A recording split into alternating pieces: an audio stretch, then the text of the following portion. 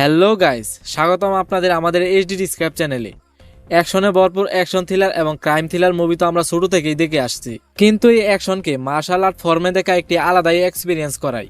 কিন্তু শর্ত এটা থাকতে হবে, এই martial art action normal combat action থেকে নেক্সট লেভেলের হতে হবে। তো আজকের এই ভিডিওতে হার্টে বিট দেওয়া কয়েকটা মার্শাল আর্ট মুভি নিয়ে আসছে আপনাদের সামনে। Top 7 martial art movies of all time, Hindi এবং ইংলিশ আমরা এই ভিডিওতে কভার করেছি। তো বন্ধুরা, চলুন প্রথমে এই চ্যানেলটিকে সাবস্ক্রাইব করি, এরপর আমাদের টপ 7 মার্শাল আর্ট মুভি লিস্টটি শুরু করি। নাম্বার সাথে একটি দারুণ স্টোরি, অ্যামাজিং অ্যাকশন কমব্যাট এবং অসাধারণ থ্রিল অফার করা একটি মুভি আছে, যেখানে মার্শাল আর্ট লেজেন্ড ডনি ইয়েনকে আমরা দেখতে পাই। এখন আমরা জানি যে এনার মুভিতে মার্শাল আর্ট এবং অ্যাকশনকে কেমন সুপার লেভেলে প্রেজেন্ট করে, আর তেমন ভাবেই তার 1993 সালে আসা আয়রন মান কি মুভিতে আপনারা কিছুটা এমনই দেখতে পারবেন। এই মুভিতে আমাদের একজন মিস্ট্রিয়াস ম্যানের কাহিনী দেখানো হয়, যে গভর্নমেন্ট এবং কারাপশনের প্রতি বিরক্ত হয়ে দেশকে ক্লিন করার জন্য একলাই একটি সোলো মিশনে বের হয়। কিন্তু তার মিশন এতটাও সহজ হয়ে ওঠে না, কারণ গভর্নমেন্টের বিরুদ্ধে যাওয়ায় সে একজন ওয়ান্টেড আসামি হয়ে যায়। তো ভাই, ওয়ান্টেড ক্রিমিনাল আয়রন মানকির এই অ্যাডভেঞ্চার মিশনের জন্য মুভিটা একবার হলে তো দেখা দরকার। এই ফিল্মে স্টার কাস্টদের দেখানো কমব্যাট অ্যাকশন এটাকে একদম মাস্ট ওয়াচ বানিয়ে ফেলে। মুভিটা আপনারা অ্যামাজন প্রাইমে দেখতে পারবেন। আমাদের নেক্সট মুভিটি হচ্ছে দ্য গ্র্যান্ড মাস্টার। এটি 2013 সালে আসা একটি অ্যাকশন বায়োগ্রাফি ড্রামা মুভি। আপনারা সবাই তো ব্রুস লির নাম শুনেই থাকবেন, কারণ সে কতটাই না পাওয়ারফুল ছিল। তার বডি দেখে কেউ আন্দাজই করতে পারতো না সে কতটা পাওয়ারফুল ছিল। জেনে অবাক হবেন যে তার পাঞ্চ করার গতি ছিল 190 কিলোমিটার স্পিড প্রতি ঘন্টায়। তো এই মুভিতে কাহিনী দেখানো হয় একজন ওল্ড ম্যানের, যে ব্রুস লির গুরু ছিল। ধারণা করুন, একজন শীর্ষ হিসাবে যদি ব্রুস লি 190 কিলোমিটার স্পিডে ঘুষি মারতে পারে, তাহলে তার গুরু কতটা পাওয়ারফুল হবে।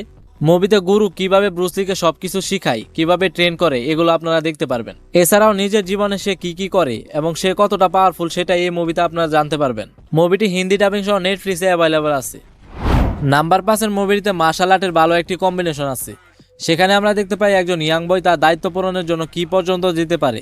2013 সালে আসা ম্যান অফ টাইসি আমাদেরকে দেখায় একজন ইয়াং বয়কে, যার কাছে টাইসি মার্শাল আর্টের আনপ্যারালাল স্কিল থাকে, আর তার এই স্কিলই তাকে ডেঞ্জারাস আন্ডারওয়ার্ল্ড ফাইটের সাথে যুক্ত করে দেয়।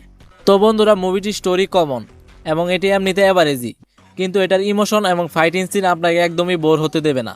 এখন আপনারা যদি এই ফাটাফাটি কুমফু মুভিটি না দেখে থাকেন, তাহলে এখনই নেটফ্লিক্সে ইংলিশ ল্যাঙ্গুয়েজে দেখতে পারেন। আমাদের নেক্সট মুভিটি হচ্ছে রেন অফ অ্যাসাসিনস।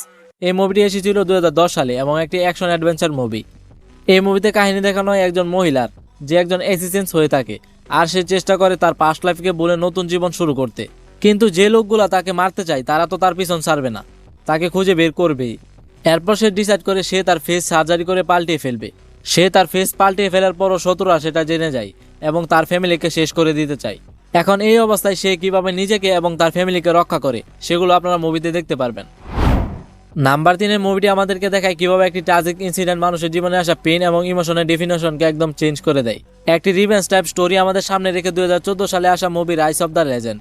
মুভি একটি ছেলেকে নিয়ে, যে ছোটবেলায় একটি ট্র্যাজিক ইনসিডেন্টের কারণে সবকিছু হারিয়েছে। এখন সে তার হোম টাউনে আবার ফিরে আসে এবং তার সাথে হয়ে যাওয়া অত্যাচারে বদলা নিতে পুরোপুরিভাবে নিজেকে ট্রেন করে। বন্ধুরা, এই মুভিতে দেখানো মার্শাল আর্ট ট্রেনিং আপনাকেও লাইফে কিছু নেক্সট লেভেল করার মোটিভেশন দিয়ে যাবে। এই জন্য হলেও আপনাকে এই মুভিটা একবার দেখা দরকার। One man army type action এবং দারুণ একটি রিভেঞ্জ স্টোরির সাথে নিয়ে এটি একটি সিম্পল মার্শাল আর্ট মুভি, যা আপনারা একটু সময় খরচ করে নেটফ্লিক্সে সহজেই দেখতে পারবেন। আমাদের নেক্সট মুভিটি হচ্ছে দ্য প্রটেক্টর। এটি 2005 সালে আসা একটি অ্যাকশন ক্রাইম ড্রামা মুভি। এটাই কাহিনী দেখানো হয় একজন ইয়ং ফাইটারের, যার নাম হচ্ছে কাম। তার হাতিকে কিছু লোক চুরি করে নিয়ে যায়। যে হাতির সাথে সে ছোট থেকে বড় হয়েছে, সে হাতিকে চুরি করে অস্ট্রেলিয়া নিয়ে যায়। এরপর সে ডিসাইড করে তার হাতিকে সে ফিরিয়ে নিয়ে আসবে যেভাবে হোক তার গ্রামে। সে এক অস্ট্রেলিয়ান ডিটেকটিভকে সাথে নিয়ে বেরিয়ে পড়ে হাতিকে ফিরিয়ে নিয়ে আসতে। কিন্তু সেখানে গিয়ে সে জানতে পারে হাতিকে চুরি করার পিছনে এক ডেঞ্জারাস গ্যাংস্টারের হাত আছে, যে কোনোভাবেই হাতিকে ফেরত দেবে না। ইয়াং ফাইটার গ্যাংস্টারের সব ভয়ানক বডিগার্ডকে মেরে কিভাবে হাতিকে ফিরিয়ে নিয়ে আসে, সেগুলো আপনার মুভিতে দেখুন। মুভিটা প্রাইম ভিডিওতে হিন্দিতে অ্যাভেলেবল আছে। নাম্বার 1 আছে আজ পর্যন্ত সবচেয়ে বেস্ট এবং রিয়েলিস্টিক মার্শাল আর্ট মুভির মাঝ থেকে একটি, যা দেখে আপনি বলবেন ভাই এটা হলো নেক্সট লেভেলের কমব্যাট অ্যাকশন। আমাদের সবার মার্শাল আর্ট অফ কমব্যাট অ্যাকশনের প্লেজারকে পুরোপুরি কমপ্লিট করে দিয়েছে 2011 সালে আসা Indonesian film the red redemption. Martial art movie ফ্যানদের জন্য এটি একদম মাস্ট ওয়াচ। এই মুভিটির পুরো স্টোরি একটি গ্যাংস্টারকে নিয়ে এবং একটি বিল্ডিংয়ে এই পুরো স্টোরিটি সেট হয়। একটি সোয়াট টিমকে পাঠানো হয় একটি ডেঞ্জারাস মিশনে, আর এই ডেঞ্জারাস মিশনটি ডেডলি মিশনে কনভার্ট হয়ে যায় যখন তাদের প্রত্যেকটা ফ্লোরে অনেক ডিফারেন্ট ফাইটার এবং গ্যাংস্টারের সাথে ফাইট করতে হয়। ফিল্মে আপনারা দেখবেন যে যেভাবে তারা বিল্ডিং এর ফ্লোর পার করে সেভাবে মুভিটির অ্যাকশন সিনও ইনক্রিজ হতে থাকে। কোনো সময় নষ্ট না করে মুভিটি ডাইরেক্ট তার পয়েন্টে চলে আসে এবং অনেক অসাধারণ অ্যাকশন আমাদেরকে দেখায়। ফিল্মে দেখানো অসাধারণ অ্যাকশন সিকোয়েন্স, স্টোরি এতটা ডেথ না হওয়া সত্ত্বেও আমাদেরকে একটুও বোর ফিল করায় না। এই মুভিটি 2টা পার্ট আছে, আর 2টা পার্টকে আপনাদের একবার হলেও ট্রাই করা দরকার ভাই। মুভিগুলো আপনারা ম্যাক্স প্লেয়ারে হিন্দিতে সহজেই দেখতে পারবেন। সো গাইস, এই ছিল আমাদের নেক্সট লেভেল কিছু মার্শাল আর্ট মুভি লিস্ট। আজকে এই পর্যন্তই, আবার দেখা হচ্ছে শীঘ্রই। সেই পর্যন্ত সুস্থ থাকুন। ভিডিও ভালো লাগলে লাইক করবেন এবং এমন ভিডিও পেতে আমাদের চ্যানেলটিকে সাবস্ক্রাইব করে রাখবেন। ধন্যবাদ।